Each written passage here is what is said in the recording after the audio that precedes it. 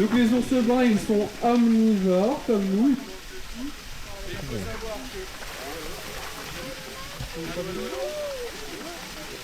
La plus batterie. Elle a pas trouvé du coup. C'est bien mal.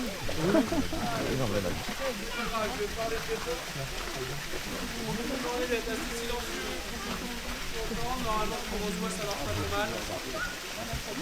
Donc les ours bruns sont omnivores, ils mangent tout, de la viande et des fruits et des légumes.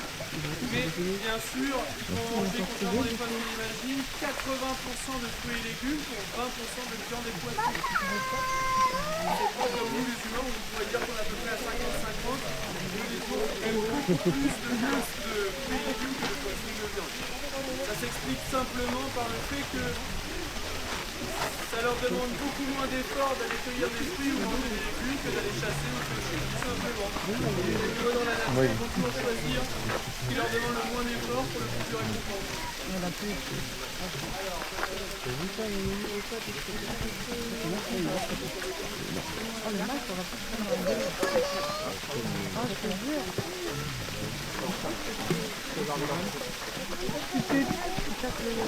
Il a pas la même façon que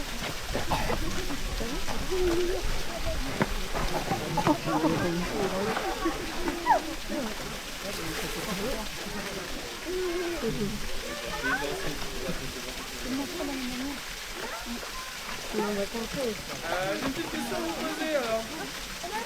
Pourquoi les ours bruns l'hiver? Ils hibernent, exactement. Pour ceux qui étaient là au goûter des ours polaires, je vous expliquais ce que font les ours polaires l'hiver. Ils n'hibernent pas, ils sont sur la banquise et ils chassent les phoques. Les ours bruns, donc tous les ours n'hibernent pas. Les ours bruns, eux, ils hibernent.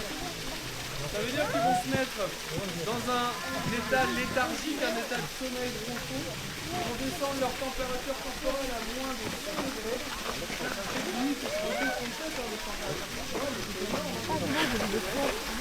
Ils vont descendre leur nombre de battements par minute à moins de 10 battements par minute. Ils vont rentrer dans un état léthargique qu'on appelle un état de sommeil.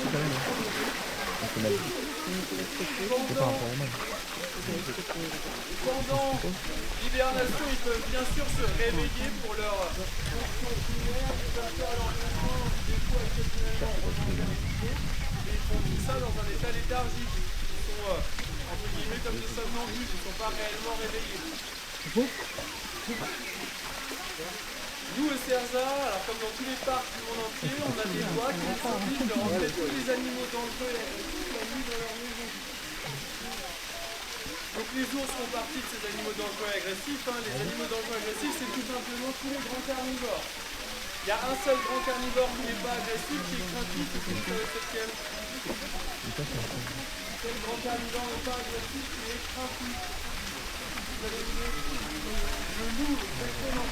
Le loup, contrairement à ce qu'on imagine, il a bien plus peur de nous qu'on a peur de lui. Si vous croisez dans la nature, il va s'en aller. S'il arrive à s'échapper de son enclos, il ne dira pas croquer les fesses des enfants dans les œufs. Il va partir dans la forêt. Le loup, c'est pour ça qu'il a le droit de rester la nuit dans son enclos. Et c'est pour ça qu'il y a des loges, des serveurs, des serveurs en fait. Tous les autres carnivores, comme les ours, c'est vrai, ils sont obligés d'être rentrés la nuit dans leur enclos.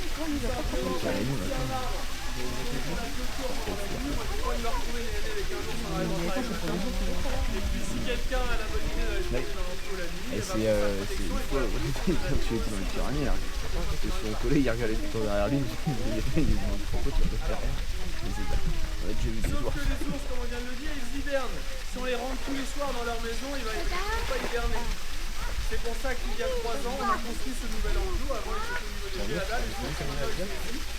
On a des systèmes de sécurité beaucoup plus élaborés que dans les autres enclos, qui nous permettent d'avoir une dérogation, de garder nos ours dans leur enclos. Comme ça, l'hiver, on peut les laisser hiberner tranquillement. Dépêche-toi. Très bien, alors.